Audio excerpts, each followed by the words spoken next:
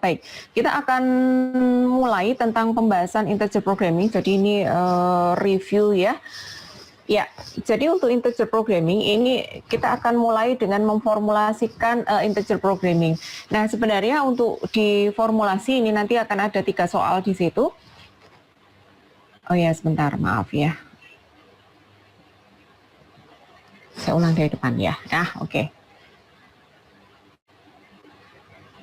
Ya, jadi kita akan bahas tentang integer programming.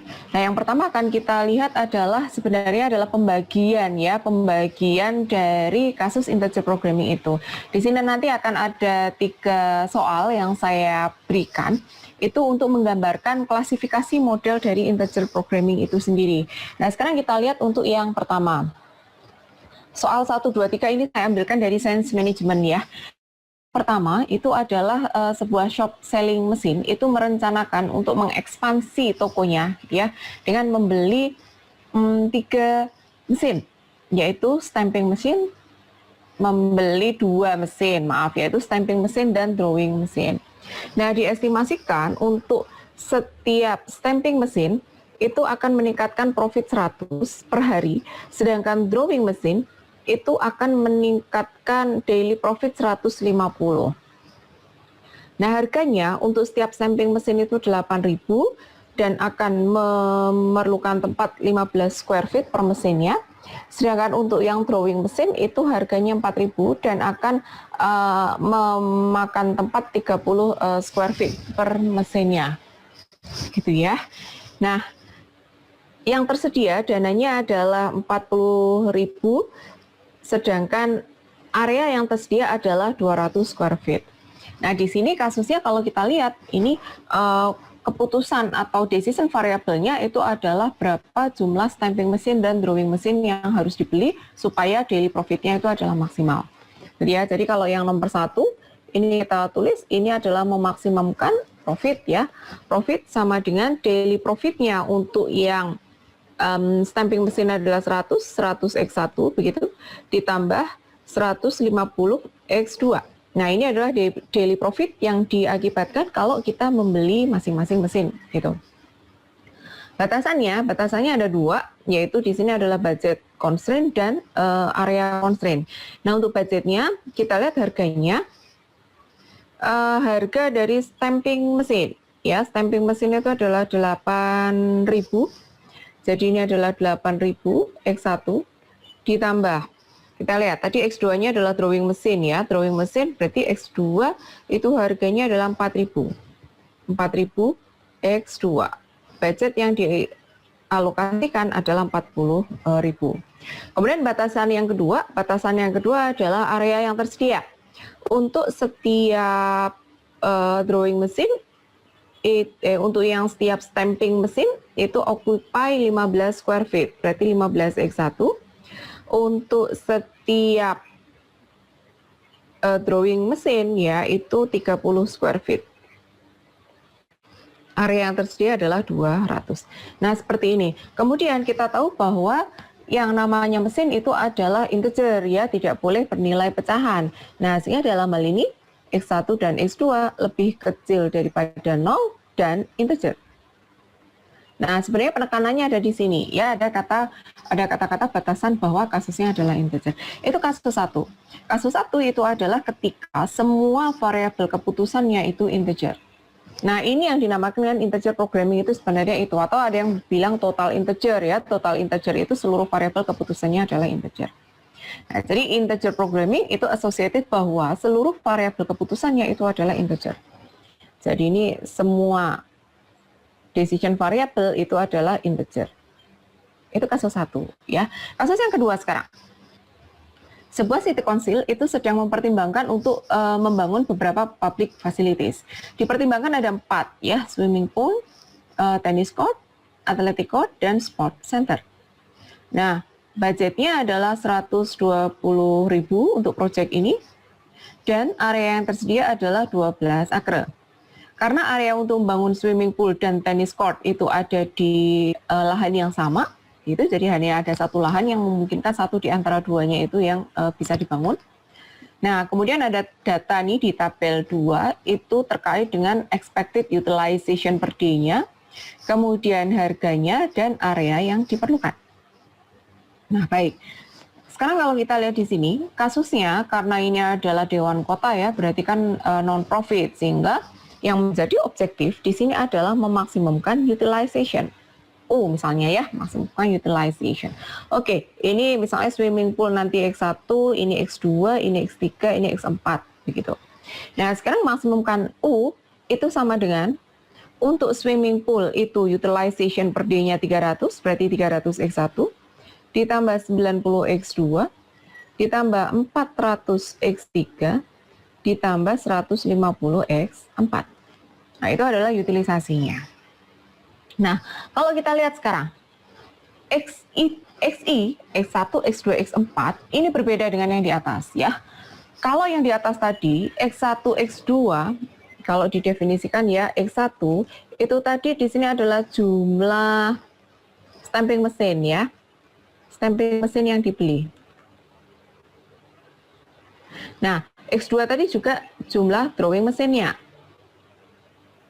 Nah, sekarang bagaimana untuk X1, 2, 3, 4 di sini? Begitu. Nah, di sini X1, 2, 3, 4 atau XI itu menyatakan apakah fasilitas I itu dibangun. Kan gitu. Jadi bukan berapa jumlah swimming pool yang dibangun, tenis court yang dibangun, athletic court yang dibangun, dan seterusnya. Jadi bukan itu. Tapi XI itu atau X1, X2, X3, X4 itu menyatakan apakah fasilitas I itu dibangun atau tidak. Nah, sehingga dengan hal ini nilainya XI itu adalah 1 atau 0. 1 itu jika dibangun, 0 itu jika tidak. Gitu ya. Dan kasus ini yang dinamakan dengan kasus integer biner. Tapi ini masih masuk ke dalam integer programming karena semua variabel keputusannya itu adalah integer. Hanya saja decision variabelnya bentuknya adalah integer biner. Jadi ya 1, 0 begitu. Nah, sehingga yang dimasukkan maksimum utilization ini 300 X1, X1 itu ya nilainya 1 atau 0, X2 1 atau 0 dan seterusnya. Gitu ya. Kemudian kita lihat batasannya, subject to constraint-nya apa di sini? Constraint-nya yang pertama adalah budget constraint. Baik, budget constraint berarti 35.000 X1 ditambah 10.000 X2 25.000 X3 ditambah 90.000 X4 lebih kecil sama dengan budget yang ada itu adalah 120.000. Nah, ini budget constraint. Kemudian constraint yang kedua. Area yang tersedia adalah 12 acre. Ya, ini area ya, berarti 4x1, 2x2, 7x3 plus 3x4 lebih kecil sama dengan 12. Nah, yang terakhir ini, karena area untuk membangun swimming pool dan tennis court itu sama, maka hanya satu dari dua fasilitas ini yang dibangun. Berarti di sini X1 plus X2 itu lebih kecil sama dengan 1. Ya, ini artinya apa? Artinya ketika salah satu itu nilainya 1, maka yang lain itu akan dipaksa nilainya 0. Gitu ya. Tidak bisa dua-duanya bernilai 1. Kalau dua-duanya bernilai 0 kan boleh. Boleh ya, dua-duanya nggak dibangun ya nggak masalah, asalkan itu adalah yang maksimumkan utilization. Tapi kalau dibangun hanya boleh satu dari dua ini. Nah, ini ya, jadi contoh nomor 1 tadi integer programming secara umum seperti itu. Jadi semua variabel keputusannya itu adalah integer. Yang kedua itu adalah sebenarnya bagian dari integer programming di mana di sana adalah variabel keputusannya 1, 0. Kalau digabung, sangat mungkin sekali, gitu ya, digabung antara yang 1, 0 dengan yang umum seperti yang nomor 1 itu. Kasus yang ketiga beda lagi. Ini Nancy Smith itu ingin menginvestkan uangnya. Dia punya uang 250.000 dolar. Ada 3 alternatif.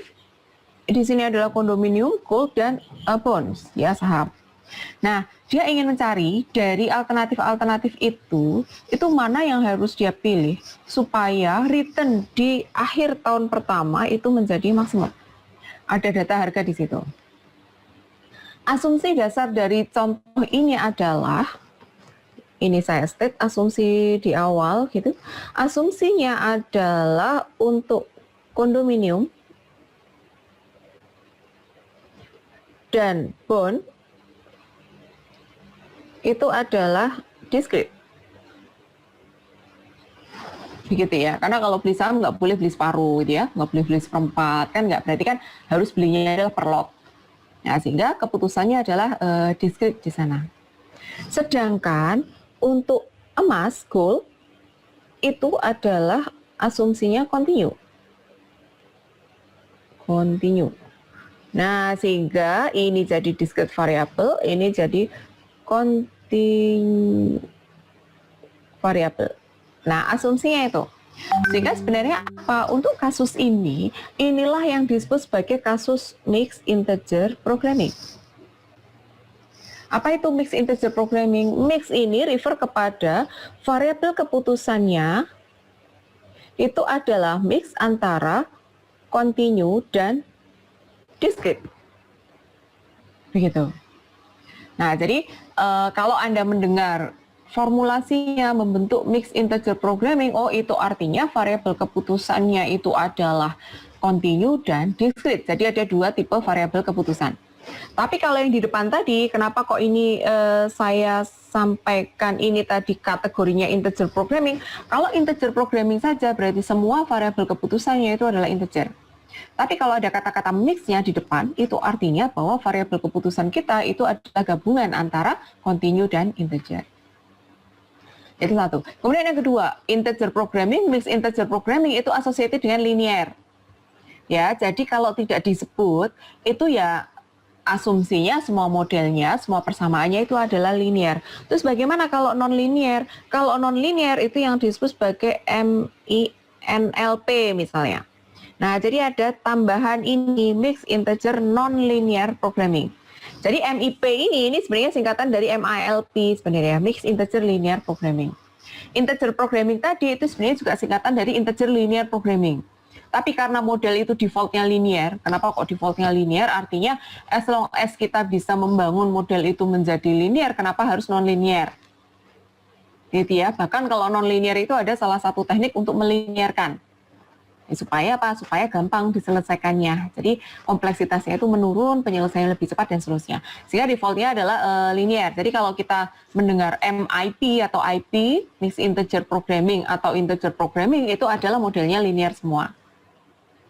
Nah, itu karena singkatan dari MILP, ya seringkali seperti itu. Tapi ketika non-linear ya di state MINLP, mixed integer non-linear programming, itu artinya variabel keputusannya itu ada yang discrete, ada yang integer, dan modelnya adalah non-linear. Nah, sampai saat ini MINLP ini adalah masalah yang paling sulit ya untuk diselesaikan. Jadi tingkat kompleksitasnya tinggi. Nah, sehingga seperti saya sampaikan tadi, ketika bisa dimodelkan dengan linear, kenapa harus di non-linearkan? Dan kadang ada ada teknis ya untuk mengubah dari non-linear itu menjadi linear. Nah, baik, kalau kita lihat tadi kan di contoh yang ketiga atau klasifikasi integer programming yang ketiga, ini kan variabel keputusannya ada dua ya, yaitu continue dan discrete. Nah, ini kita kalau misalnya akan kita lanjutkan ya, misalnya kondominium ini adalah X1, gold itu adalah X2, bond itu adalah X3 misalnya. Nah, nanti kasus kita itu menjadi memaksimumkan profit ya, karena return atau return profit R lah, bolehlah memaksimumkan return R ya di akhir tahun pertama. Nah, di sini untuk untuk kondominium itu profitnya ini adalah 9.000 X1 ditambah goldnya itu adalah 1.500 X2, terus yang bondnya adalah 1.000 X3. Subjek itu apa yang menjadi batasan? Yang menjadi batasan ya uangnya dia gitu ya, 50.000 X1 ditambah 12.000 X2, kemudian ditambah mana lagi tadi bondnya ya, 8.000 X3 lebih kecil sama dengan 250.000. Batasannya apa? Batasannya adalah ketersediaan. Jadi X1 lebih kecil sama dengan 4, X2 lebih kecil sama dengan 15, X3 lebih kecil sama dengan 20. Nah, terus di sini X1 dan X3-nya itu lebih besar sama dengan 0 dan integer. Nah, ini kuncinya tuh di situ. Sedangkan X2-nya itu cukup lebih besar sama dengan 0. Nah, sehingga dari sini kita bisa lihat tipe variabelnya bisa dilihat dari mana? Dilihat dari constraint-nya. Kalau constraint-nya cukup non-negativity, itu berarti asumsinya variabelnya adalah continue. Sedangkan kalau ada tambahan dan integer, itu artinya variabelnya adalah discrete. Nah, begitu ya. Jadi di sini ada tiga tipe permasalahan integer yang bisa ditemui, yaitu integer programming yang variabel keseluruhannya itu integer dan itu bisa discrete, bisa biner maupun yang tidak, seperti contoh 1 dan 2 tadi, dan juga mix ya. Mix itu ketika variabel keputusannya di dalam permasalahan itu, gitu ya, itu melibatkan both continuous dan integer. Nah, ini ada beberapa modeling aspek ya, modeling aspek yang bisa kita gunakan. Jadi tadi sudah dicoba waktu kita membahas soal nomor 2, yaitu ketika tenis court dan swimming pool itu hanya bisa 1. Nah, jadi contohnya tadi at most one item gitu kan ya, yang sudah kita contohkan tadi. At most one item atau select only one item. Kalau yang di atas itu adalah sebentar ya, sebentar. Mohon maaf, mohon izin sebentar.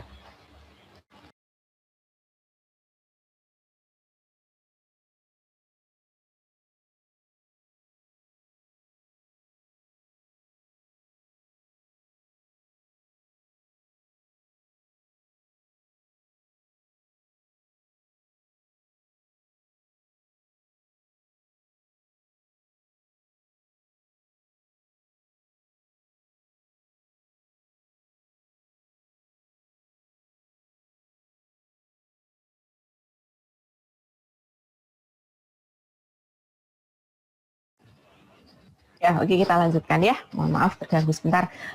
Baik, kalau yang atas itu adalah select only one item. Jadi harus milih. Kalau yang ini tadi itu kan nggak harus milih. Kalau milih itu hanya boleh 1. Kalau yang di atas itu harus milih. Dan itu maksimal 1. Itu yang ini. Kalau yang bawah itu adalah select at least one item. Harus milih minimal 1. Berarti lebih dari 1 boleh. Nah, ini beberapa aspek modeling yang sering kita temukan ya dalam memodelkan dengan integer programming. Contoh yang nomor 1 itu adalah untuk yang scheduling ya, ini banyak banget ini untuk transportasi, scheduling itu seperti itu. Jadi misalnya dalam satu waktu yang sama maksimal hanya boleh 1 begitu. Dan harus misalnya suatu mata kuliah gitu ya harus dijadwalkan, berarti kan harus milih ya 1 ya, harus dijadwalkan dan di mana. Nah, itu misalnya seperti itu. Ini banyak sekali aplikasinya. Kemudian yang kedua adalah implication constraint. Implication constraint itu adalah kalau item K dipilih, maka item C itu juga harus dipilih, tapi tidak sebaliknya. Jadi misalnya jika Anda beli beli baju misalnya, ada jualan baju atas bawah gitu. Kalau Anda beli atasan harus beli bawahannya. Misalnya satu style, tapi tidak sebaliknya misalnya. Atau gini, yang lebih gampang itu kalau Anda beli handphone harus sama baterainya. Tapi tidak sebaliknya, kalau mau beli baterai aja kan boleh. Gitu. Nah, ini adalah YK min YC lebih kecil 0 misalnya. Gitu. Jadi seperti itu. Atau yang kedua, contoh yang kedua, yang sini. Kalau Y adalah 0, maka associated continuous ya, variabel X itu harus 0. Ya, dalam hal ini misalnya variabelnya satu diskrit, satu kontinu. Ini salah satu contoh. Nah, yang sering saya simpulkan itu misalnya kayak gini, Anda punya suatu mesin ya, mesin A. Mesin A di sini adalah kapasitasnya itu adalah 100 misalnya, 100 kilogram per jam misalnya ya. Kapasitasnya segitu. Nah, maka ini adalah production rate. Nah, ini ada production rate. Production rate XA. Production rate sebesar XA itu ada jika mesin A beroperasi, kan gitu ya. Jadi production rate sebesar XA itu ada jika mesin A beroperasi, kan gitu. Nah, gitu. Nah, bagaimana mengatakan ini bahwa production rate sebesar XA itu ada jika mesin A itu beroperasi? Oh, baik. Berarti ini bisa kita nyatakan gini, XA itu ada jika mesin A itu beroperasi. Nah, kalau misalnya dia itu beroperasi, maka production rate itu maksimal itu akan sama dengan kapasitas mesin A. Nah, jadi kan gini, lebih kecil sama dengan 100 Y A, kan gitu. Kemudian di counter di sini bahwa XA itu harus positif, gitu ya, karena production rate nggak mungkin negatif. Nah, jadi di sini kalau kita lihat, oh, XA itu ada kalau YA-nya ada. Kalau YA-nya 0, misalnya di sini 0, otomatis XA-nya akan sama dengan 0. Ya, XA lebih kecil sama dengan 0, terus di sini XA lebih besar sama dengan 0, artinya dipaksa XA sama dengan 0. Itu kalau YA-nya 0. Kalau YA-nya itu 1, kalau Y-nya 1, maka XA akan lebih kecil sama dengan 100. Ya, production rate-nya itu akan lebih kecil sama dengan kapasitas mesin A. Nah, atau ini kalau ditulis XA minus 100 YA lebih kecil sama dengan 0. Jadi styling modelingnya sebelah kanannya misalnya di konstanta, jadi seperti itu. Ya, nah ini implication constraint itu seperti itu yang melibatkan dua variabel ya. Kemudian yang bawah di extend nih, either or constraint. Ya, jadi kalau kasusnya yang di bawah, kalau tadi hanya satu mesin, sekarang ada dua nih. Either or itu maksudnya milih salah satu ya, mesin B.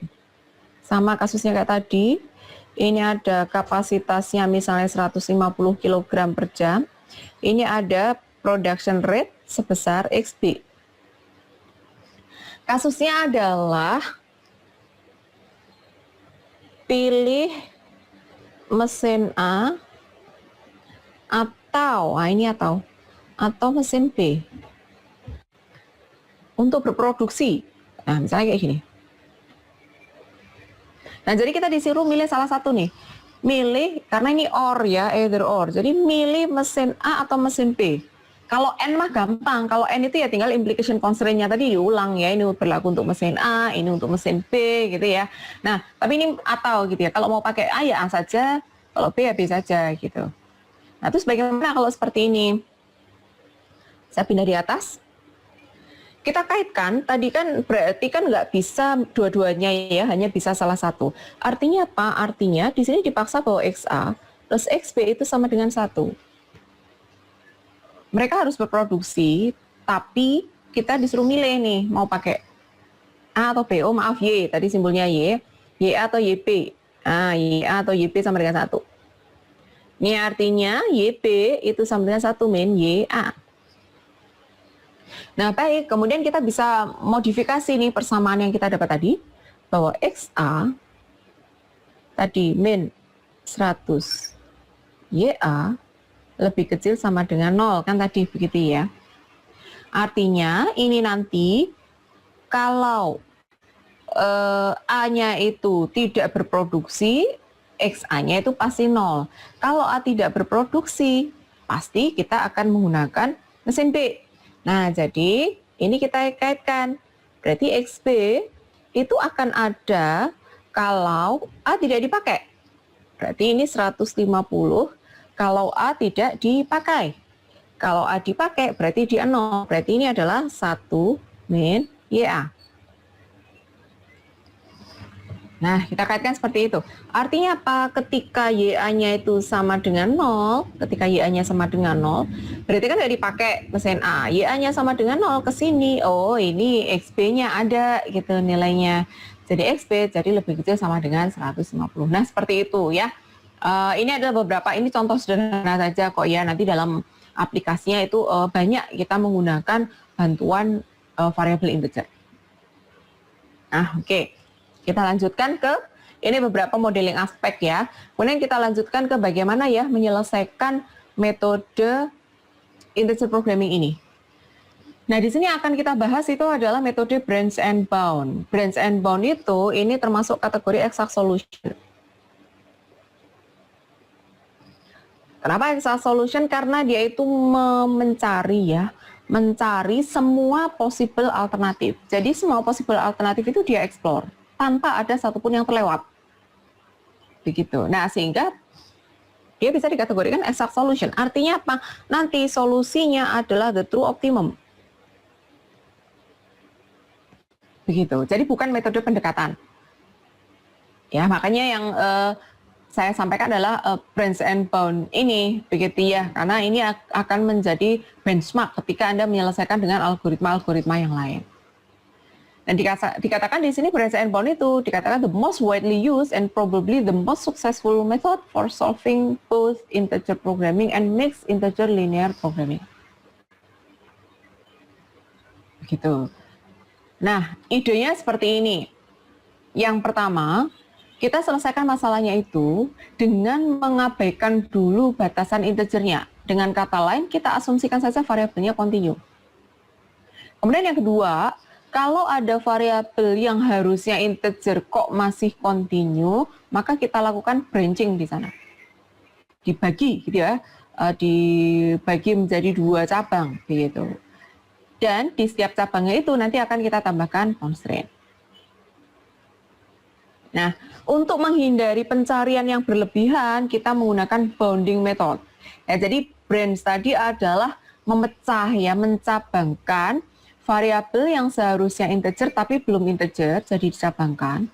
Kemudian untuk menghindari pencarian yang berlebihan, kita akan menggunakan bounding method. Kita akan gunakan ini ya, contoh sangat sederhana, itu ya hanya menggunakan 2 variabel. Ketika menggunakan 2 variabel, nanti untuk menyelesaikan linear programmingnya Anda bisa menggunakan graphical method, gitu ya, nggak usah pakai simplex atau reverse simplex, gitu ya. Jadi artinya cukup menggunakan graphical method saja sudah selesai. Ini adalah kasus untuk total integer, jadi semua variabel keputusannya harus integer. Nah, kita lihat ini adalah LP1. LP1 itu adalah original problem ya, ini original problem. LP1-nya seperti itu. Kemudian kalau kita lihat, ini solusinya adalah X1-nya itu 2, X2-nya 1,5, Z-nya 9. X2-nya itu terlanggar karena dia harusnya kan integer tapi dia belum integer. Artinya dia belum visible. Jadi LP1 seperti itu. Nah, kita lihat karena di sini adalah X2-nya itu yang seharusnya integer belum, maka selanjutnya kita lakukan pencabangan. Nah, menjadi LP2 dan LP3. Begitu. LP2 itu apa? LP2 itu sebenarnya adalah LP1 yang ditambah constraint. Nah, ini tadi. Jadi di sini X2-nya itu kan 1,5 ya, dia harusnya integer tapi belum integer. Nah, sehingga kita cabangkan. X2 1,5 itu berada di antara 1 dan 2. Kita paksa dia diminta untuk memilih X2-nya itu lebih kecil sama dengan 1 atau X2-nya itu lebih besar sama dengan, oh kalau ini dibalik ya, X2-nya lebih kecil sama dengan 1 atau X2-nya lebih besar sama dengan 2. Nah, biar cocok di situ. Ini akan jadi LP2 yang tambahan constraint ini. Nah, ini LP2 ada tambahan constraint bahwa X2-nya harus lebih besar sama dengan 2. Dan di sini tambahan constraint X2-nya lebih kecil sama dengan 1, itu akan jadi LP3. Begitu ya. Kemudian satu hal, di sini kok ada upper bound sama lower, ini UB itu maksudnya upper bound, LB itu lower bound. Nah, upper bound itu apa? Upper bound itu adalah batas atas pencarian. Tadi kan, ini kan branch ya, di branch dicabangkan. Untuk variabel yang seharusnya integer tapi belum integer, maka kita cabangkan. Seperti ini nih branch. Boundnya di mana? Nah, boundnya itu adalah kita gunakan sebagai pembatas. Pembatas supaya pencariannya itu tidak berlebihan. Ya, membatasi area pencariannya begitu. Jadi, misalnya di sini upper bound batas atas. Batas atas nanti ketika LP1 itu saya cabangkan dengan menambah constraint itu pasti hasilnya tidak akan lebih bagus gitu ya dibandingkan originalnya, dibandingkan ketika constraint-nya belum ditambah. Nah, sehingga ketika di sini Z-nya 9, maka ketika saya tambah constraint di bawahnya menjadi LP2 dan LP3, tidak mungkin nanti nilai Z-nya akan lebih besar daripada 9. Nah, maka nilai 9 itu menjadi upper bound. Bagaimana dengan lower bound-nya? Yang namanya lower bound itu adalah current base visible solution. Apa maksudnya? Nah, lower bound itu adalah di setiap pencarian itu kan kita merecord ya apa yang menjadi atau alternatif mana yang visible, yang sudah diperoleh dan terbagus sampai saat itu. Nah, bagaimana untuk inisiasi? Untuk di awal ini kan kita belum ada visible solution-nya. Nah, untuk awal maka lower bound itu dicari dengan membulatkan ke bawah semua kalau kasusnya masing-masing. Ke atas semua kalau kasusnya minimasi. Masih gini, ketika kita punya area, misalnya punya area kayak gini, maksimasikan ke sana toh. Nah, supaya aman maka dibulatkan ke bawah semua sehingga memastikan bahwa pembulatan kita ke bawah itu memastikan atau pasti berada di visible region gitu ya, tidak ada constraint yang terlanggar. Nah, sehingga lower bound yang di 8 ini didapat dari membulatkan ke bawah, yaitu X1-nya 2, X2-nya 1. X1-nya 2, X2-nya 1, itu Z-nya 8. Itu jadi lower bound. Artinya apa? Artinya kita dalam mencari itu dibatasi kisaran Z-nya antara 8 sampai 9. As long as Z-nya itu masih berada di antara 8 sampai 9, maka kita akan melakukan pencabangan. Tapi kalau Z-nya itu di bawah 8, nah maka kita tidak akan cabangkan di situ. Oke, baik ya. Nah, sekarang kita selesaikan nih LP2, LP3. Oke, ini solusi LP2, ini solusi LP3. Solusi LP2 itu Z-nya 8,5, LP3 itu 8 dan dia visible. Ketika sudah visible berhenti, tidak dicabangkan. Nah, tadi keuntungannya branch and bonding tadi ya, kenapa kok kita harus menetapkan lower bound? Itu adalah untuk mengevaluasi LP2 ini layak kita cabangkan atau tidak. Kebetulan di sini LP2 Z-nya itu 8,5. 8,5 itu masih berada di antara 8 dan 9. Artinya LP2 ini masih layak untuk dicabangkan. Kalau misalnya Z di LP2 kok 8, ya misalnya 8 nih ya, 8 dan belum visible, maka kita tidak lanjutkan pencabangan di LP2. Kenapa? Karena lower bound-nya 8. Wong kita udah dapat 8 dan visible kok. Ketika ada 8 dan belum visible, ngapain kita cabangkan? Karena nanti ketika dicabangkan, nilai di cabangnya pasti lebih jelek dari 8. Gitu ya, apalagi kalau di bawah 8, misalnya di sini Z-nya 7, gitu ya, misalnya Z-nya itu 7, oh ya nggak layak dicabangkan. Berarti berhenti, selesai, begitu. Itu ya, fungsi bounding, upper bound dan lower bound itu seperti itu. Jadi pencari itu adalah untuk membatasi kita pencariannya, supaya tidak berlebihan, gitu. Nah, karena LP2 itu nilai Z-nya masih di antara lower bound dan upper bound-nya, maka kita akan mencabangkan di LP2 itu menjadi LP4 dan LP5. Pencabangannya bagaimana sekarang? Siapa yang masih belum integer? Oh, yang belum integer adalah X1. Jadi untuk LP 4 itu kita tambahkan batasan di sini ya yang baru. Ini adalah 1,5. Oh, kamu nggak boleh nih 1,5. Kamu harus milih apa X1-nya lebih kecil dari 1 yang akan jadi LP4. Atau X1-nya lebih besar sama dengan 2, tapi tidak boleh berada di antara 1 dan 2 ohm. Jadilah itu LP4 dan LP5. Nah, bisa Anda lihat di sini semakin ke bawah itu nilai Z-nya kan semakin turun ya. Dengan demikian kan semakin banyak constraint-nya itu akan mengurangi kualitas solusi memang. Jadi di atas itu kan Z-nya 9, begitu turun jadi LP2 Z-nya jadi 8,5, turun ke LP4 Z-nya jadi 7 kan gitu. Nah, sehingga di sini tadi upper bound-nya jadi 8,5 ya. Ini upper bound 8,5 itu untuk siapa? Untuk mengevaluasi yang di bawahnya itu. Dia nilainya tidak akan lebih itu. Lower bound-nya adalah 8, belum berubah. Nah, kurang lebih ini ya solusinya dan kapan berhenti? Berhenti itu ketika kita tidak bisa mencabangkan lagi di setiap terminal node di setiap ini ya, ujung-ujung node-nya itu. Jadi ini sudah visible, berarti nggak perlu dicabangkan kan? Ini juga sudah visible nih, ini visible. Sudah integer semua. Ini tidak visible, berarti tidak bisa lanjut, berarti selesai. Begitu.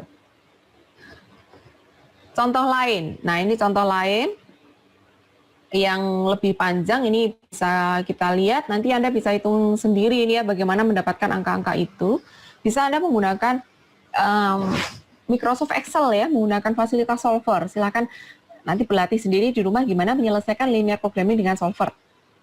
Ya, ini saya selesaikan dengan solver per LP-nya. Oke, jadi ini adalah LP1, ini original ya, original problemnya. Yang ini. Ketemu bahwa X1-nya 2,2, X2-nya sekian, Z-nya segitu. Sama seperti tadi, untuk lower bound-nya itu pembulatan ke bawah, yaitu ketika X1-nya itu 2, X2-nya itu adalah 5. Nah, itu Z-nya ketemunya 950. Itu untuk yang lower bound ini. Nah, di sini kasus ini dua-duanya adalah integer. Branch and bound itu bekerjanya per variabel.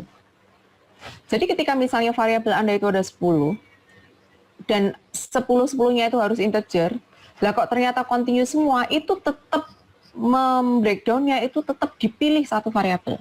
Jadi tidak bisa beberapa variabel simultan. Nah, ini contohnya, ketika ada dua variabel begini ya, itu ternyata dua-duanya continuous semua nih, padahal dua-duanya harusnya integer. Kita pilih salah satu. Yang mana yang dipilih? Oke, saya lanjut ke belakang sebentar ya. Ketika ada lebih dari satu nilai yang pecahan, bagaimana yang dipilih? Ada beberapa cara untuk menentukan. Satu, cari yang pecahannya terbesar. Itu contoh yang dipakai tadi ya, 2,22, 5,55. Pecahan terbesar itu angka di belakang koma, antara 0,22 dengan 0,55 itu kan lebih besar 0,55. Nah, jadi yang itu yang di branching dulu, yang dicabangkan dulu. Itu satu ya.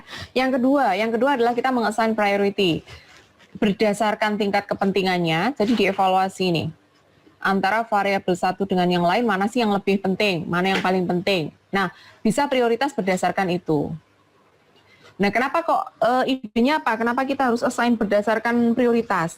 Nah, branch and bound itu prosedurnya panjang. Seringkali kita itu tidak bisa menemukan solusi optimalnya sampai batas waktu yang ditentukan. Sehingga cutting point-nya itu adalah misalnya sekian iterasi, misalnya 5.000 iterasi atau berapa gitulah ya. Intinya tidak sampai ke global optimal solution misalnya. Nah, sehingga kadang-kadang kita terpaksa menghentikan iterasi. Ketika kita menghentikan iterasi, maka setidaknya kita sudah mendapatkan prioritas dulu. Gitu ya, di antara variabel-variabel itu mana yang dijadikan prioritas. Gitu ya, idenya seperti itu. Prioritas itu bisa dilihat subjektif berdasarkan tingkat kepentingannya atau berdasarkan koefisien di fungsi tujuannya. Ya, misalnya 5x1 plus 10x2. Oh, ini koefisiennya 5 sama 10, berarti lebih penting yang 10 misalnya. Nah, berarti prioritas ke x2 misalnya. Atau yang ketiga, nilainya itu critical. Ya, berdasarkan user experience, ini sudah subjektif. Atau bebas, yang ketiga bebas, sudahlah terserahlah yang mana gitu ya, pilih aja sendiri gitu ya, biar sistemnya memilih sendiri, kita tidak mengassign priority. Nah, ini beberapa guideline, karena kalau misalnya target kita atau solusi kita sampai ke global optimum itu tidak masalah mau pakai guideline 1, 2, 3 itu tidak masalah, nggak ngefek gitu ya kalau misalnya memang kita mencapai optimal. Nah ini ngefek ketika mungkin kita optimal solution itu belum tercapai gitu ya, sehingga kita align prioritas. Kembali lagi ke sini. Nah ini contohnya adalah ketika kita mengassign prioritas, kita mengassign yang memilih yang pecahannya besar dulu. Nah di sini kan X2 gitu ya, jadi kita ke arah X2. Jadi sekali lagi dia satu-satu gitu ya. Kenapa kok satu-satu? Ya ketika kita merubah satu variabel yang lain otomatis akan terikut berubah. Sehingga nonsen ketika kita mengubah lebih dari satu gitu ya. Jadi harus satu-satu. Baik, dengan cara yang sama tadi, saya tidak akan go in detail ya karena sudah saya bahas sebelumnya, nanti silahkan dicoba sendiri. Ini X2 5,55, berarti kita tambahkan constraint. Oh maaf, ini X1. Salah ini ya, saya salah ya. Ini maksudnya adalah, sebentar. Ini tidak 5, maaf. Ini tidak 2, tapi ini 5 maksudnya ya. X2 lebih kecil sama dengan 5 atau X2 lebih besar 6. Nah, salah ketik. Nah, ya. Oke, jadi dibetulin itu ya. X2 lebih kecil 5, yang satu X2 lebih besar 6. Baik, itu ditambahkan constraint dan akan kita dapat LP2. LP2 nanti didapat X2-nya sudah bulat. Nah, ini 5 ya. Tapi gantian X1-nya yang 2,5. Sementara yang satu, ini X2-nya juga sudah berhasil mengintegerkan jadi 6. X1-nya itu 1,33. Nah, sekarang yang ingin saya tunjukkan adalah bagaimana proses iterasinya ya. Tadi di sini upper bound-nya sekian, lower bound-nya sekian. Ketika kita masuk ke LP2, LP2 ini belum visible. Ya, LP2 belum visible karena X1-nya itu masih pecahan. Z-nya itu adalah 1000.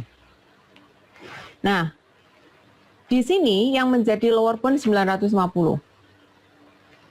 Kemudian yang sini Z-nya adalah 1033. LP2 dan LP3 itu belum visible. Dan dua-duanya masih lebih besar daripada lower bound-nya. Ya, masih lebih besar, ini masih lebih besar daripada 950, ini juga masih besar daripada 950. Artinya apa? Artinya dua-duanya itu masih layak untuk dicabangkan. Kalau seperti ini, maka siapa yang akan dicabangkan duluan? Nah, yang akan dicabangkan duluan itu adalah yang mempunyai nilai Z lebih besar. Jadi di sini 1000, yang satu adalah 1033. Nah, otomatis kita akan ke yang 1033 dulu. Jadi dicabangkan di sini, ini yang belum integer adalah X1, masih 1,33, maka kita tambahkan X1 lebih kecil sama dengan 1 atau X1 lebih besar sama dengan 2. Terbentuk LP4 dan LP5. Begitu. Kemudian didapatlah LP4 itu Z-nya 1025. LP5 tidak visible karena ada constraint yang terlanggar di sana. Sekarang ketika kita punya dua node aktif, ya LP2 dan LP4. LP2 tadi adalah 1000, LP4 1025. Nah, maka yang kita cabangkan itu adalah yang lebih besar, yaitu LP4 dulu. Ya, jadi ini masih aktif ini, yang LP2 ini masih aktif. Nah, tapi nilai Z-nya itu lebih kecil dibandingkan LP4. Nah, yang kita cabangkan adalah LP4 dulu. LP4 dicabangkan di sini yang belum integer adalah X2-nya, maka ditambah X2 lebih kecil 6 atau X2 lebih besar 7. Ini tidak visible, maka dia berhenti. Ini tadi berhenti ya karena nggak visible. Nah, sekarang di sini LP6 itu sudah visible. X1-nya itu 1, X2-nya itu 6. Berarti ini sudah berhenti. Nah, ini sudah berhenti, tapi kita masih punya satu node aktif tadi, yaitu LP2. Pertanyaannya adalah, apakah LP2 itu layak kita cabangkan atau tidak?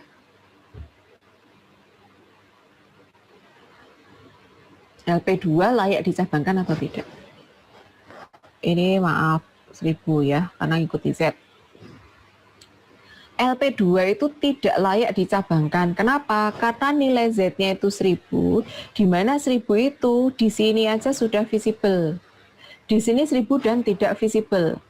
Sehingga kita harus mengupdate nih. Sekarang yang menjadi lower bound tidak lagi 950, tapi kita update lower bound-nya itu menjadi 1000.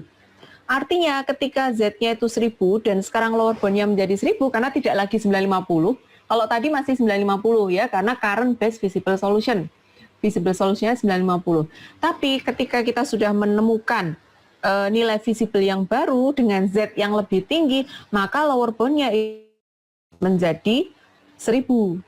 Nah, upper bound-nya itu 1000, lower bound-nya 1000, ya berarti sudah tidak layak gitu ya, tidak layak dicabangkan, sehingga ini terus otomatis berhenti, sehingga selesai. Mudah-mudahan bisa dipahami ya. Misalkan LP7 itu ternyata misal ini masih visible. Kemudian nilai Z-nya di sini adalah 1010 misalnya, 1010. Misalnya ya, ini misal LP7 itu masih visible. Ini misal, sekali lagi misalnya. Z-nya 1010.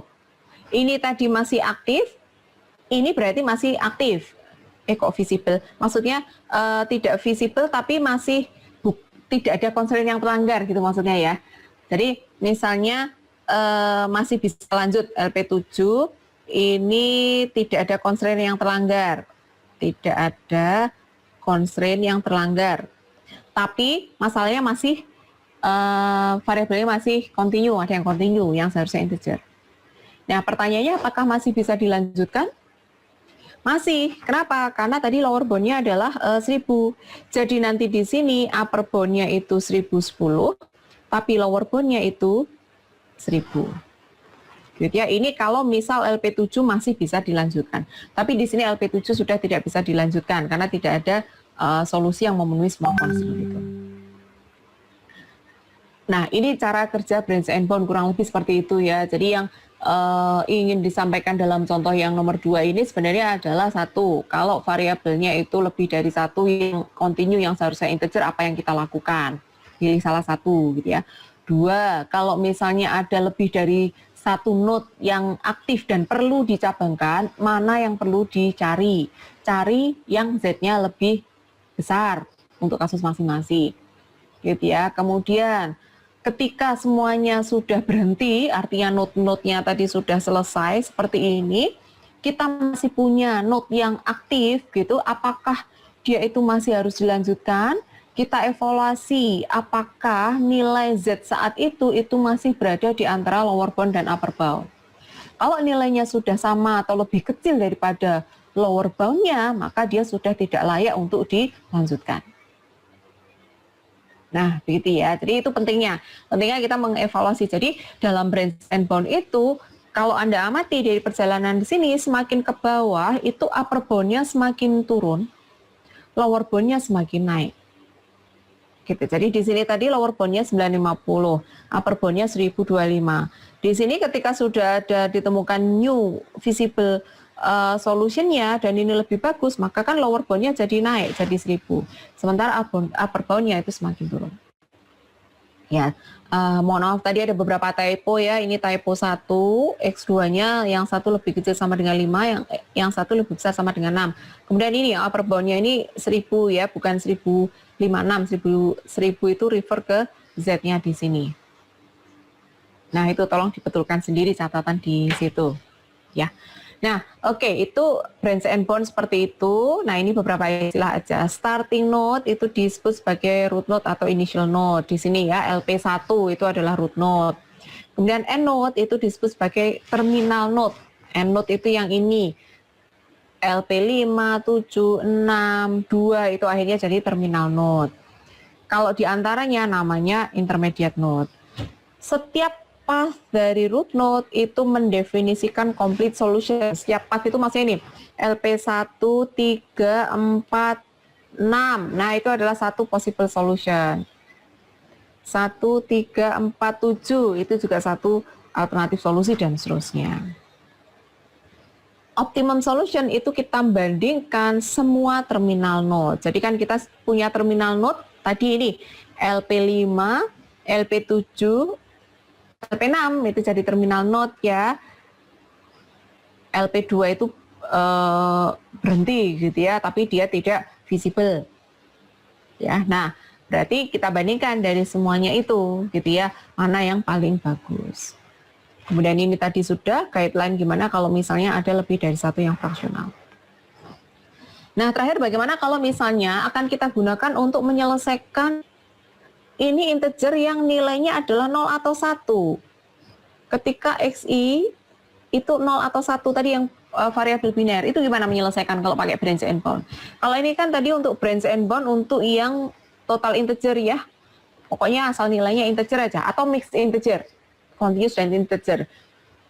Kalau mix integer berarti concern kita hanya ke yang variabel yang integer yang perlu dicabang-cabangkan. Yang continue biarin aja. Nah, sekarang bagaimana kalau kasusnya adalah 01 gitu, karena tadi ada masalah integer yang 01. Nah, 01 itu misalnya knapsack problem ya. Saya yakin Anda tahu ya.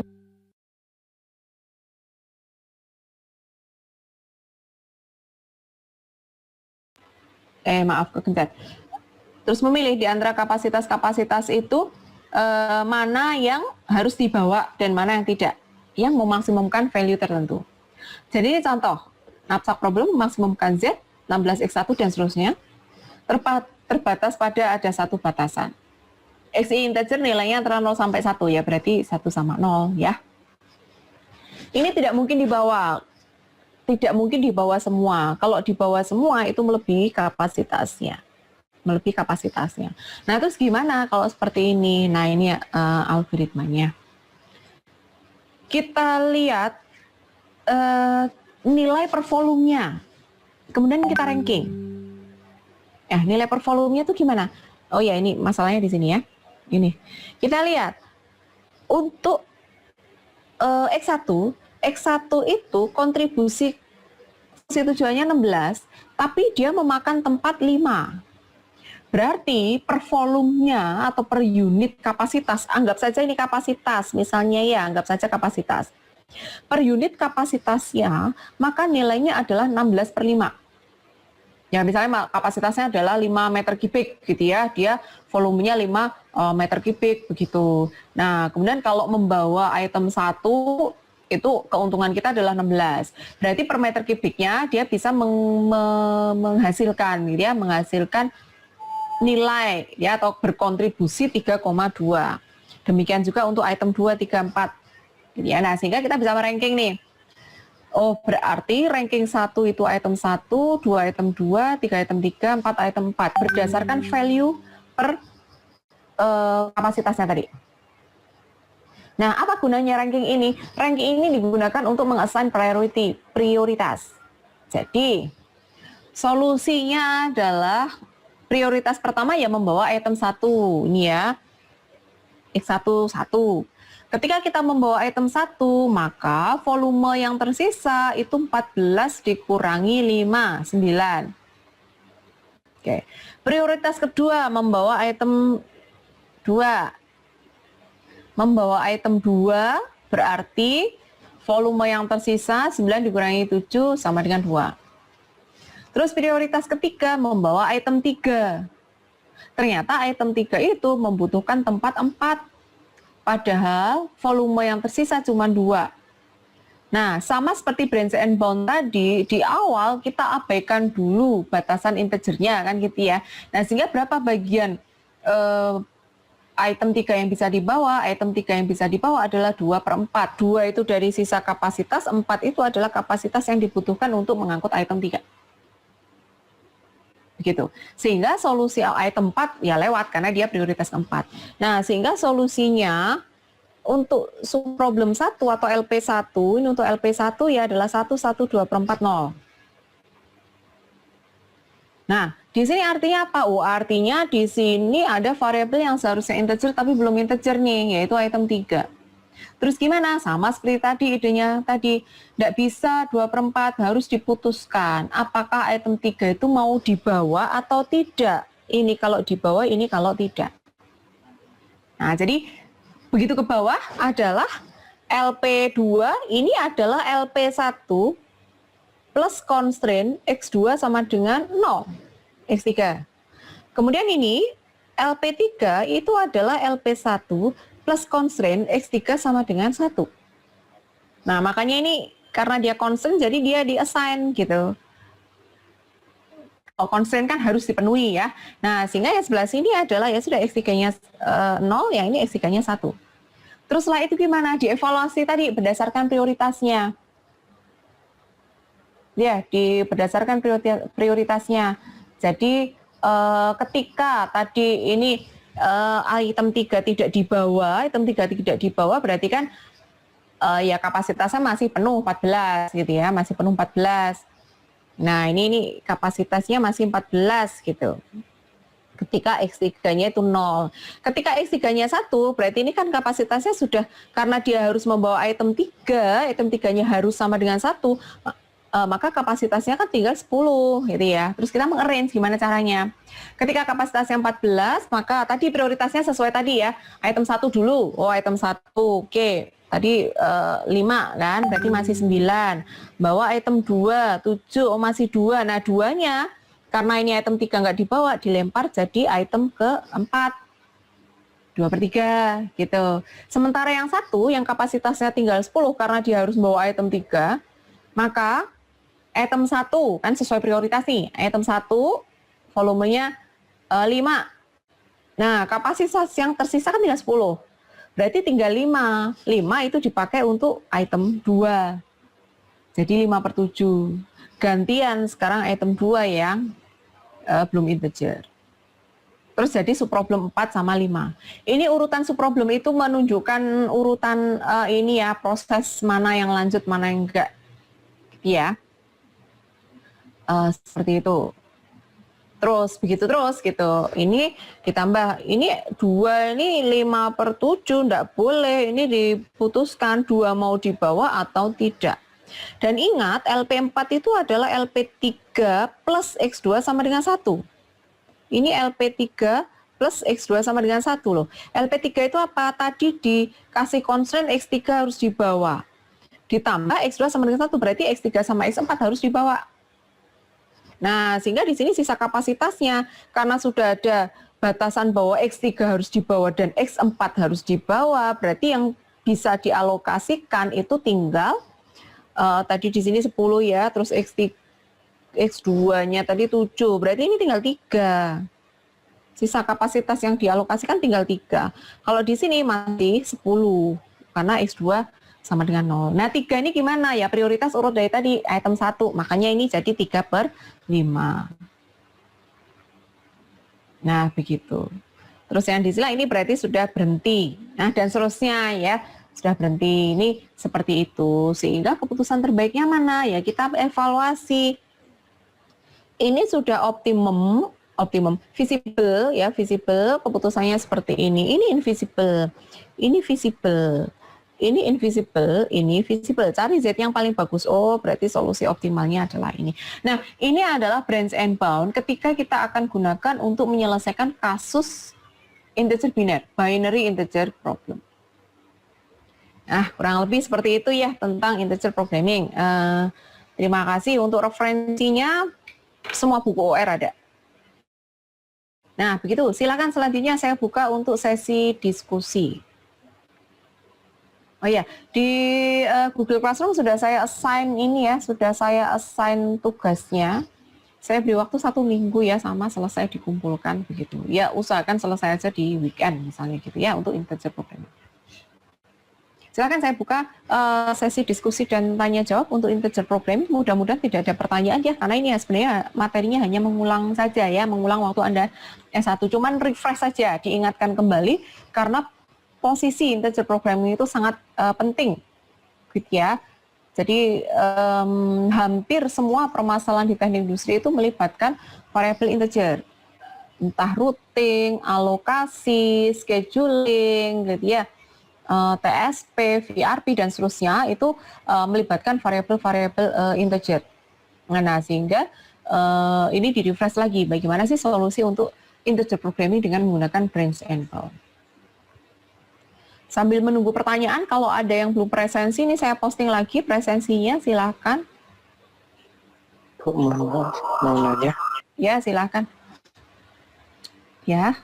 Untuk yang cara menentukan LB tadi Bu sama UB upper bound itu saya masih belum jelas. Terus yang kedua tentang cara setelah mau dipecah itu loh Bu, terus dapat tambahan constraint baru itu masih belum jelas Bu. Mohon bisa lebih dijelaskan diulang. Terima kasih. Ya, terima kasih pertanyaannya Mas ya. Saya pakai contoh yang ini saja ya, meskipun ini ada typo, maaf. Ya, jadi misalnya kita punya permasalahan seperti ini, gitu. Ini kasusnya kan kedua variabel harus integer. Tapi ini belum begitu, karena X1-nya masih pecahan, X2-nya pecahan. Nah, selanjutnya berarti kan harus dipecah. Nah, dipecahnya mana? Sebenarnya boleh bebas ya, boleh bebas, boleh acak. Hanya saja di sini saya memilih yang pecahnya paling besar. X2 ini sekali lagi mohon maaf, ini X2 5,55. Oh, kamu nggak boleh di antara 5 dan 6. 5,55 kan posisinya antara 5 dan 6 ya. Jadi kamu nggak boleh nih di antara 5 dan 6. Kamu harus milih apakah mau lebih kecil daripada 5 atau mau besar daripada 6, tapi tidak boleh di antara 5 dan 6. Itu satu cara menambah constraint-nya. Gitu ya. Jadi berapapun variabelnya, kalau misalnya variabelnya 10 kan harus dipilih salah satu. Nah, terus dievaluasi, dia tuh berada di antara mana? Ini kebetulan 5,55. Oh, dia berada di antara 5 dan 6. Maka ditambah constraint lagi, X2 lebih kecil sama dengan 5 dan X2 lebih besar sama dengan 6. Begitu. Nah, sehingga nanti LP2 itu adalah LP1, ini adalah LP1, sehingga nanti LP2 adalah LP1 ini yang ditambah constraint X2 lebih kecil sama dengan 5, itu untuk LP2. Begitu. Atau di contoh sebelumnya. Nah, contoh sebelumnya. Nah, ini LP1 ya. Ini saya fokus ke bagaimana membranchingnya dulu ya. Ini LP1 seperti itu. X2 yang harusnya integer ternyata belum. Maka di sini ditambah constraint lagi. Gitu ya. Ditambah constraint X2, kamu itu nggak boleh di antara 1 dan 2. Kamu harus milih nih, mau milih di lebih kecil 1 atau lebih besar 2, tapi nggak boleh di antara 1 dan 2. Nah, sehingga untuk LP2 itu adalah LP1 yang ditambah constraint X2 lebih besar 2 ini. LP2 ini adalah LP1 persis, cuman ada tambah baru, yaitu X2 lebih besar sama dengan 2. LP3 juga sama, LP3 itu sebenarnya adalah LP1 yang ditambah tambahan constraint X2 lebih kecil sama dengan 1. Begitu ya, itu terkait dengan bagaimana mencabangkan dan bagaimana menambah constraint. Nah, sehingga semakin ke bawah itu artinya constraint-nya akan semakin bertambah. Gitu ya. Misalnya lanjut lagi nih, LP4 dan LP5 itu di sini posisinya. Ya, karena ini sudah visible berarti kan tidak perlu dilanjutkan. Nah, kemudian ini belum visible nih, X1-nya 1,5 sama seperti tadi. 1,5, kamu nggak boleh berada di antara 1 sampai 2. Harus milih, kamu itu mau lebih kecil dari 1 atau lebih besar dari 2. Maka ini akan jadi LP4. Ingat, LP4 itu adalah LP2. Jadi LP4 ini adalah LP2 yang ditambah constraint X1 lebih kecil 1. LP2 tadi apa? LP2 tadi ini, gitu ya. Ini ada batasan baru, X2 lebih besar sama dengan 2, aslinya X2 lebih kecil sama dengan 2. Dengan kata lain kan X2 sama dengan 2 ya. Nah, makanya ini jadi X2 sama dengan 2, itu dari situ sebenarnya. Begitu. Itu cara menambah constraint, bagaimana mencabangkan dan menambah constraint. Sehingga sebenarnya LP4 itu adalah original linear programming ini yang ditambah constraint X2 lebih besar sama dengan 2 dan X1 lebih kecil sama dengan 1. Itu adalah LP4. Bagaimana LP5? LP5 itu adalah original problemnya ditambah constraint X2 lebih besar sama dengan 2, X1 lebih besar sama dengan 2. Makanya jadi invisible itu tadi. Jadi ya, itu terkait dengan bagaimana menambah constraint dan bagaimana mencabangkan. Pertanyaan selanjutnya adalah bagaimana kita mencari upper bound dan lower bound-nya. Baik, upper bound, lower bound pakai ini aja. Nah, untuk upper bound itu adalah kita menggunakan nilai linear programming yang mengabaikan batasan integernya. Jadi misalnya seperti ini menjadi upper bound 1055,56. Ini batas atas, artinya apa? Ketika kita mencabangkan di bawah-bawahnya, nilainya tidak mungkin akan lebih bagus dari itu. Kenapa? Karena semakin ke bawah nanti akan ditambah constraint. Tambah constraint artinya menurunkan kualitas. Bagaimana untuk lower bound-nya? Lower bound itu adalah current base visible solution. Ada kata-kata visible situ, best visible solution, solusi terbaik yang ditemukan saat itu. Di awal pencarian, yang kita gunakan sebagai lower bound itu adalah pembulatan ke bawah semua. Makanya ini pembulatan ke bawah tadi X1-nya 2, X2-nya itu 5 gitu ya. Dan Z-nya itu 950. Nah ini kita jadikan lower bound-nya. Karena di setiap pencarian kita harus menentukan upper bound dan lower bound. Jadi ini adalah initial lower bound-nya. Baik, terus ini cabang 2 ya, jadi LP2 dan LP3. Lower bound-nya current base visible solution ya, current base-nya baru 950 tadi ya kita pertahankan 90. Z-nya, sekali lagi maaf ini 1000, Z-nya sesuai dengan ini yang didapatkan di node itu. Upper bound-nya. Artinya apa sih upper bound itu? Upper bound itu berguna untuk ketika kita mencari di bawahnya. Mengevaluasi nanti, ini kan LP3 belum visible ya. Belum, masih continue. Nah, nanti ketika kita mengeksplor ke bawah-bawahnya, itu artinya nilai Z-nya pasti tidak akan melebihi 1033. Jadi batas atas di node di bawah LP3 itu mesti tidak akan melebihi 1033. Itu makanya dinamakan upper bound. Nah, lower bound-nya itu adalah current base visible solution. Kita belum menemukan solusi terbaik lainnya selain 950. Nah, makanya ini tetap 950. Begitu. Gitu ya. Misal kok ini ketemunya 1000 ketemu di sini, misal ini visible, yang ini ya visible ini kok ketemunya di sini misalnya ya, misal visible ketemu di sini 1000, maka 1000 itu akan menjadi lower bound untuk pencarian di bawah-bawahnya. Jadi kalau di sini nanti kok di bawahnya itu keluarnya Z-nya itu adalah 950 pada lower bound-nya 1000, maka kita tidak perlu mencabangkan lagi. Gitu Mas. Jadi seperti yang saya contohkan, misalnya ini Z-nya udah 1000 dan ini visible ya. Ini menjadi LB new LB, new lower bound-nya. Jadi andaikan ini belum selesai, misalnya ini belum selesai dan lanjut gitu ya. Misalnya ini tadi yang saya contohkan, misalnya ini adalah 1010 tadi ya, 1010. Nah, 1010 lower bound ini kan ketemunya 1000. 1010 itu masih lebih bagus dari 1000. Jadi ini masih prospek. Jadi LP8 dan LP9 begitu, dengan ditambah constraint. Nah, nanti pada pencarian ini upper bound-nya itu 1010, upper bound-nya 1010, lower bound-nya sekarang menjadi 1000. Nah, itu maksudnya. Jadi diupdate gitu ya, karena kita udah nemu new lower bound. Nah, kurang lebih seperti itu, Mas. Siapa? Farudin ya yang tadi yang nanya ya. Silakan kalau ada yang mau ditanyakan lagi. Ya, Bu. Terima kasih. Ya, Bu, itu berarti ya. Masing-masing LP1, LP2, LP4 itu kita pakai revise simplex satu-satu semua gitu atau bagaimana? Iya, kalau mau pakai revise simplex iya, Mas. Jadi setiap LP itu kita selesaikan dengan metode linear programming. Kalau mau pakai revise simplex iya, cuman kalau ini karena hanya 2 variabel pakai grafik. Bisa kan ya solusi grafik ya yang cuma digambar itu loh. Misalnya solusi grafik yang ini kan yang cuma gini aja, ini X1, ini X2, kita X1-nya, karena kalau dua variabel kan kita bisa pakai grafik nih. Nah, gini toh. Terus itu gini. Nah, rias solusinya di sini. Nah, kita tinggal cek aja di sini nilai Z-nya.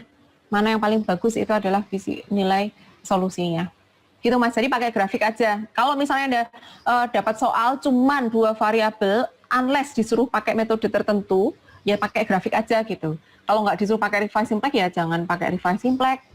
Gitu ya. Nanti nyelesain linear programming yang 7 pakai Revise Simplex ya besok pagi selesainya. Gitu ya, Farudin ya. Iya, Bu. Anda coba, silakan nanti pakai Microsoft Excel nyoba deh, nyoba-nyoba gitu ya, nyoba-nyoba pakai Excel. Ini saya yang tiap LP ini saya cari pakai Excel kok, pakai solver. Gitu. Ya silakan kalau ada lagi yang mau ditanyain.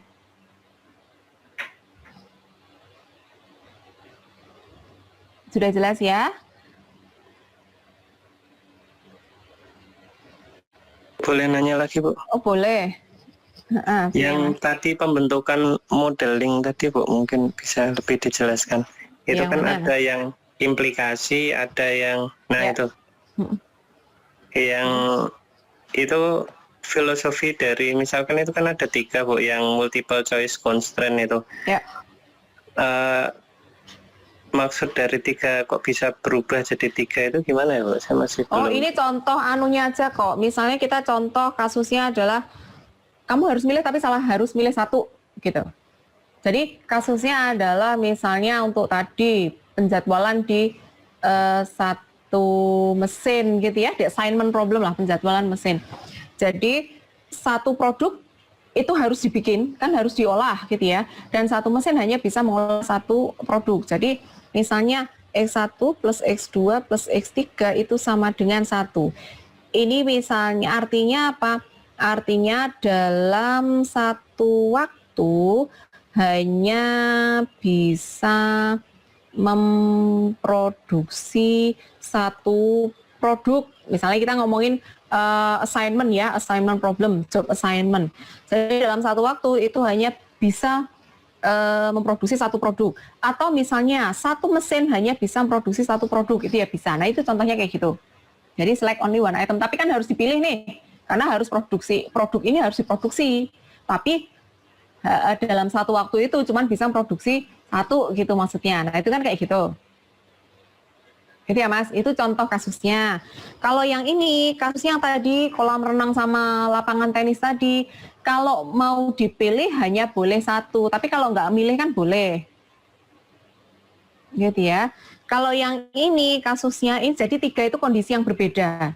Kalau yang ketiga ini pilih tapi minimal 1. Jadi Anda harus milih minimal 1, lebih dari 1 boleh gitu. Begitu Mas. Jadi ini cuma memberikan contoh kasus-kasus yang mungkin terjadi. Begitu ya. Iya, Bu. Nah, ya silakan kalau ada lagi.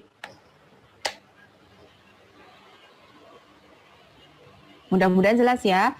Ini saya record sehingga nanti silakan Anda ulang ya kalau misalnya nanti ternyata belum jelas atau penjelasannya terlalu cepat begitu ya. Nanti bisa diulang lagi, saya posting nanti hasil recordnya. Begitu, ada yang ingin ditanyakan lagi? Saya cek daftar hadirnya ya. Yang sudah merespon 25, silakan kalau ada yang merasa belum mengisi daftar hadir. Ini yang hadir 27, kalau tidak ada yang double ya.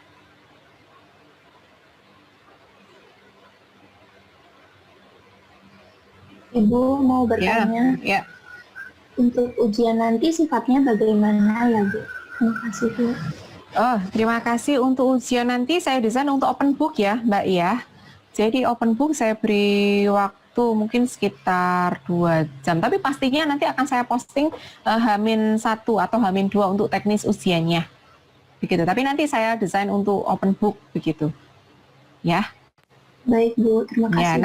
Nanti saya posting di Google Classroom terkait aturan ujiannya, kemudian bagaimana detail pelaksanaannya, kira-kira seperti itu. Ya, silakan kalau ada yang mau ditanyakan lagi. Mudah-mudahan jelas ya. Nanti silakan Anda ulang lagi, Anda coba sendiri begitu yang sudah saya sampaikan. dan dicoba soalnya ya yang sudah saya posting di Google Classroom. Baik, kalau tidak ada yang ingin didiskusikan lagi, saya kira untuk di sini, dan mohon maaf kalau dalam setengah semester ini ada hal yang mungkin kurang berkenan atau tidak maksimal begitu ya dalam kuliah kita. Mudah-mudahan sedikit ini bisa bermanfaat bagi Anda begitu ya. Jadi harapan saya sih tidak hanya berakhir di ujian saja, tapi kedepannya mudah-mudahan ada yang bisa Anda ambil manfaatnya. Ya, terima kasih. Tetap semangat. Semoga sehat selalu ya. Saya tutup ya. Terima kasih. Assalamualaikum warahmatullahi wabarakatuh.